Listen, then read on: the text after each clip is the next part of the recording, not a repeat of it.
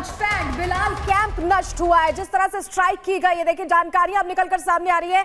जैश का जो launch pad है बिलाल कैंप, उसे नष्ट करने में भी हमें सफलता मिली है। तो हमने टारगेट्स को बकायदा लॉक करके हिट किया है और बड़ी जानकारी है कि जैश का ये लॉन्च पैड था जहां से आतंकियों को बकायदा ट्रेनिंग दी जाती थी, उसके बाद यहां से ये भेजा करते थे। ऐसे में बिलाल कैंप को भी नष्ट किया गया है। सर, इसका मतलब ये कि ये जितने टारगेट्स हिट किए गए, पूरी जानकारी के साथ इसमें हमारी खुफिया एजेंसीज ने बहुत बड़ी भूमिका निभाई है कि एग्जैक्ट टारगेट बताना, कहां कौन क्या है, किसका ताल्लुक 26/11 से है, कौन अमरनाथ यात्रा हमले से टारगेट है, कौन जो है ये पहलगाम हमले से टारगेट है, उसके बाद स्ट्राइक किया गया।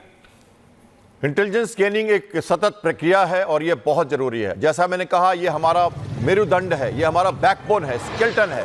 इसके बिना हम ऑपरेट नहीं कर सकते। बस ये कोऑर्डिनेशन जो है मिलिट्री इंटेलिजेंस का, ये पैरामिलिट्री इंटेलिजेंस का, लोकल जो हमारे इन्फॉर्मर है वहाँ के जेएन के पुलिस का इंटेलिजेंस है, इनको कोऑर्डिनेट करना। और इसलिए देखिए, हमारे संस्था में हमने एक बड़ा बदलाव किया था। 20 साल पहले हमने एनएसए बनाया।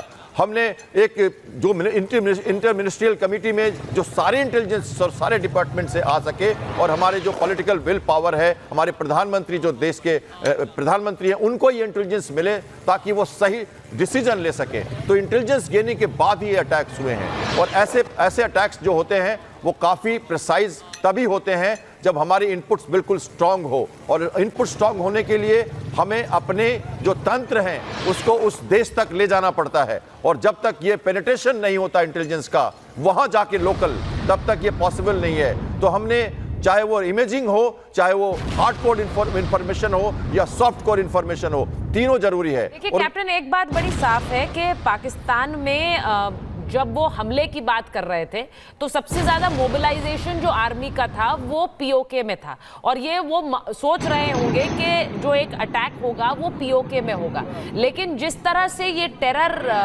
जो टारगेट्स लॉक किए गए, उनमें जो 4 लोकेशंस पाकिस्तान में है, पीओके में नहीं पाकिस्तान में है, वो सबसे इंपॉर्टेंट है। उनको लेकर पाकिस्तान में भी अभी एक कंफर्मेशन नहीं है, क्योंकि ये उनके लिए एक बहुत बड़ा एम्बैरेसमेंट है अपनी जनता को बताना कि पाकिस्तान के अंदर ये स्ट्राइक्स हुई। मैं यहाँ दर्शकों को याद कराना चाहता हूँ कि कल्पना से परे यही तो था। अभी तक तो हम कल्पना के साए में थे।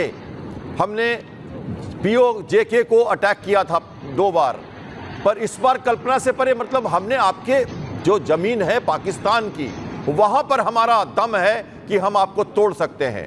तो ये नपीतुली भाषा है हमारी, लेकिन नपीतुला ऑपरेशन भी है, बहुत ही मेजर्ड कैलिबर्ड और एक वेल टेकन डिसीजन है कि आपने पाकिस्तान में जाके उन कैंप्स को इस बार डिस्ट्रॉय किया है। मेरा मानना है कि यही फिलहाल कह सकता हूं मैं फिलहाल यही कल्पना से परे है और इसको वो नहीं ले पाएंगे। इसके लिए उन्हें बहुत ही ज़्यादा खौफ हो रहा है और वो कंफ्यूज्ड हैं कि इतनी बड़ी बात कैसे कर दी और इसको क्या करें, इसका तोड़ क्या करें, कैसे करें।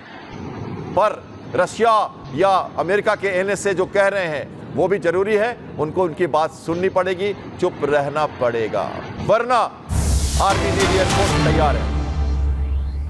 और बड़ी खबर आपको बता रहे हैं, स्ट्राइक में शामिल सभी जवान सुरक्षित बताए जा रहे हैं। जानकारी मिल रही है सभी जवान सुरक्षित हैं। जिस तरह से हमने ऑपरेशन एग्जीक्यूट किया, इसके बाद यह भी सुनिश्चित करना जरूरी था कि जवान सुरक्षित हैं।